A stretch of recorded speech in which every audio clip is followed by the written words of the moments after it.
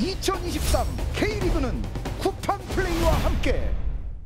안녕하세요. 축구 터는 남자 야진입니다. 전북이 대구 원정을 떠나 스플릿 라운드에서 첫 승리를 따냈습니다. 이 과정에서 전북은 그동안의 축구 스타일과는 전혀 다른 모습을 보여줬는데요. 아시안게임에서 주축 선수들이 모두 돌아온 전북이 어떤 방식으로 대구전 승리를 가져갔는지 돌아보겠습니다.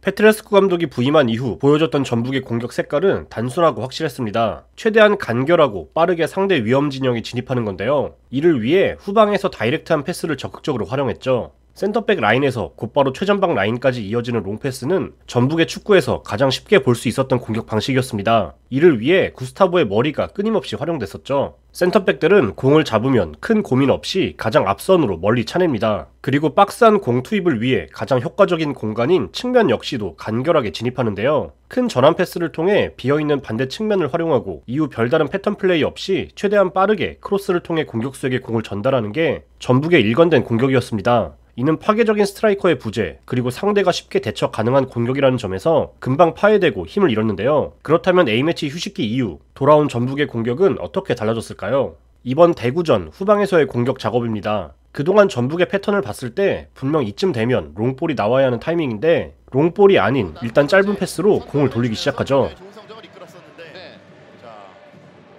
이번에도 롱볼이 나오진 않습니다. 전북 수비수들은 롱볼 대신 패스를 선택하며 보아탱 혹은 백승호를 먼저 찾습니다. 이후 천천히 진입할 수 있는 공간을 엿보고 있죠. 이번에도 마찬가지입니다. 서서히 전진하던 정태욱은 롱볼 대신 보아탱에게 내줍니다. 그리고 이어지는 이 패스가 중요한데요. 왼쪽 윙어로 나선 안현범이 좁혀와서 공을 받습니다. 앞으로 계속 얘기할 이날 경기의 전술적 포인트인데요. 경기 초반 나온 이 장면을 통해 앞으로 이 경기에서 나올 전북의 공격 패턴을 엿볼 수 있었습니다.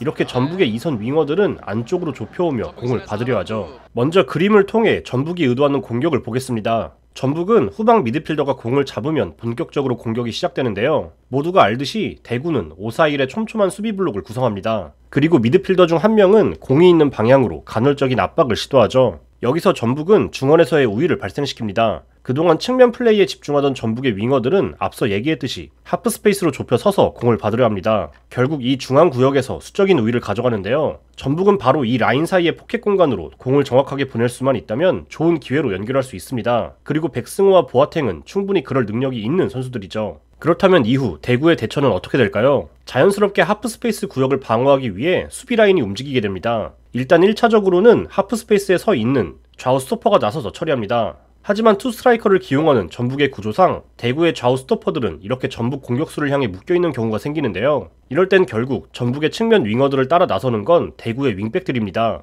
대구의 스토퍼든 윙백이든 전북의 좁혀선 윙어를 쫓으며 측면 공간을 노출하게 되는데 이때는 전북이 갖고 있는 측면에서의 강점이 발휘되죠. 공격적인 측면 활용을 선호하는 페트레스쿠 감독은 좌우 풀백들 역시 높게 전진시키는데 올라온 풀백들이 바로 이 빈틈을 공략하게 됩니다. 똑같이 측면으로 진입하더라도 이전엔 단순한 방법을 선택했다면 이 경기에선 보다 단계적이고 확률 높은 게임을 선택한 것이죠.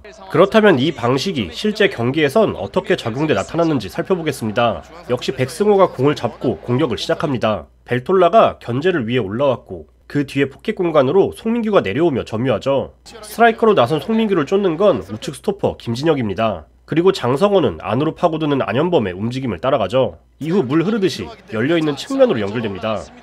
그리고 왼발로 높은 계절로 올려줍니다.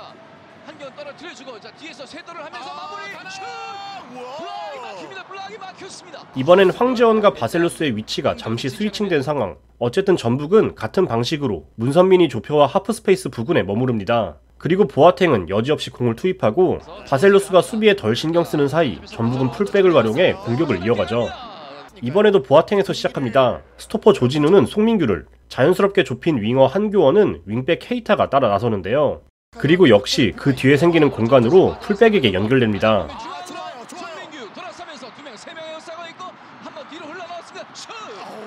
여기선 윙어와 위치를 바꿔 김진수가 안쪽으로 들어와 하프 스페이스를 점유하고 공을 받아줍니다. 결국 전북은 백승호나 보아탱이 공을 잡았을 때 대구의 미드필더 라인 뒤에서 하프 스페이스를 점유하고자 하는 건데요. 이렇게 백승호와 보아탱 두 선수는 중앙에 서서 계속 같은 지점만을 노립니다. 전북의 공격수들이 끊임없이 대구 수비와 미드필더 사이의 공간을 오가며 공 받을 준비를 하는데 틈이 생기면 바로바로 패스를 투입하려 시도하죠. 이렇게 같은 방식으로 이어지는 공격 형태는 경기 내내 효과를 봤습니다. 전북은 포켓 공간을 거쳐 사이드로 전개하죠.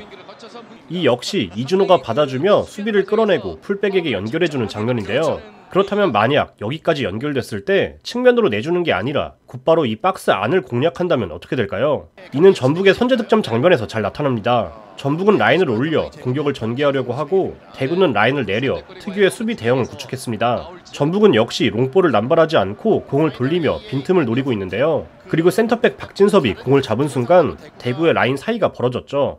여지없이 이곳은 전북 공격수가 점유하고 있었고 여기서 측면에 벌려있는 윙백이 아닌 곧바로 수비 뒤로 돌아 박스로 세도하는 한규원을 선택하며 좋은 패스를 넣어줬습니다. 전북이 일관되게 보여준 패턴 중 하나가 골로 이어진 장면이라고 할 수 있겠죠.